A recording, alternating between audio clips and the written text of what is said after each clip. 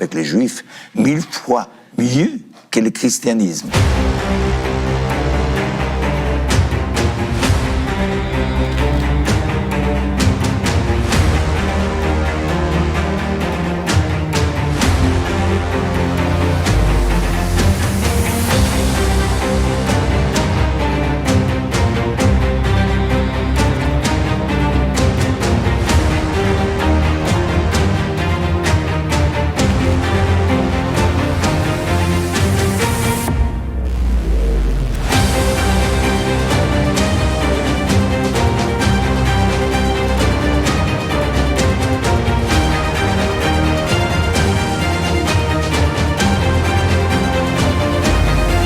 Et la plupart des Juifs à cette époque, avant 48, entre 45 et 48, c'était des réfugiés en Europe qui personne ne voulait pas nous accepter.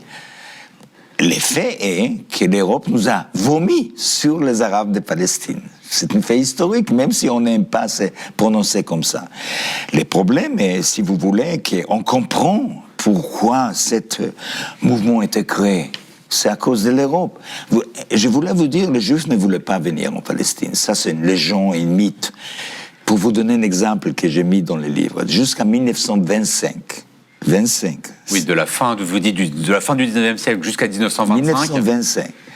Et il y avait 1,5 million plus, 1,8 million Juifs qui sont émigrés aux États-Unis et pas en Palestine. Contre, oui, à peu près 65 000 en Palestine. Oui. C'est des chiffres dérisoires. C'est-à-dire que les Juifs Vous européens, avez vu les chiffres, les Juifs européens confrontés à l'antisémitisme, les Juifs en Europe confrontés à l'antisémitisme européen ont davantage choisi les États-Unis que la Palestine. Les Américains ont décidé d'arrêter les immigrations de non-protestants.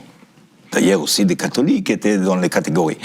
Donc, à ce moment-là, il y avait beaucoup plus de Juifs qui ont émigré parce qu'ils n'ont pas eu le choix vers la Palestine. Ils n'ont pas cru tout. Vous savez, venir en Proche-Orient arabe, essayez d'imaginer ça. Bon, à ce moment-là, il n'y avait pas l'idée force que les musulmans sont contre les Juifs. Il n'y avait pas. Vous devez savoir, historiquement, l'islam s'est comporté avec les Juifs 1000 fois mieux que le christianisme. J'ai écrit un livre sur ça. Donc, mes parents sont venus, ils n'ont pas eu vraiment peur des indigènes arabes, d'accord? Mais